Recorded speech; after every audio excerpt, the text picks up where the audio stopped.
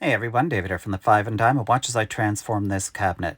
The first thing to do is use Dixie Belle's white line to give it a good cleaning to degrease and degloss. I'm then going to give it a coat of Slick Stick, let it dry 2 hours, and then give it a second coat and let it dry overnight. Slick Stick is an adhesion primer and it works great for surfaces you don't want to sand down. Also works on metal, glass, and any slick surface.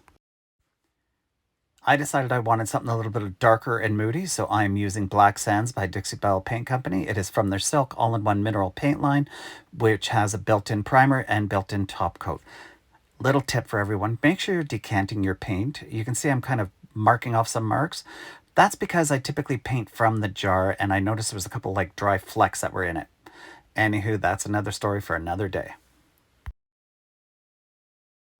You're going to let this dry for 2 to 4 hours and then give it a second coat. Because of the built-in top coat, you don't need to give it a top coat afterwards as well. For any high traffic surface, I do give it 3 coats of Gator Hide afterwards though. I wanted there to be some nice detail on the inside of the cabinet as well as the out, so I'm using the Key to Success stencil by Dixie Belle Paint Company from the Bells and Whistle line with silver and copper gilding wax to add a nice detail to the backer board for the inside of the cabinet. It's a great design with an easy repeat in it. Now that it's finished, it's time to get it back on. I'm using the same stencil on top, but this time instead of the gilding wax, I'm actually using the Best Dang wax in Grunge Gray. And this is going to give a really soft effect. And I really love using waxes with stenciling because I find you don't get the leakage underneath the stencil, and it's very easy to control and manipulate. And the great thing about it as well is if you have a little boo-boo on it, a little bit of clear wax comes right off.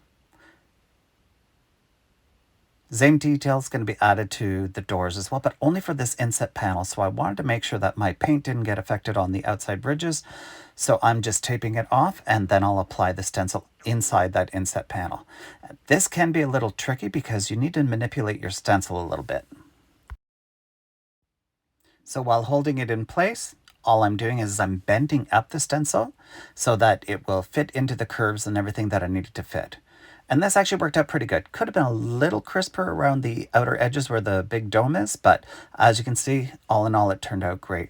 It was sealed with satin clear coat, and again, Gator Hide for the top. Thanks for following. Ciao.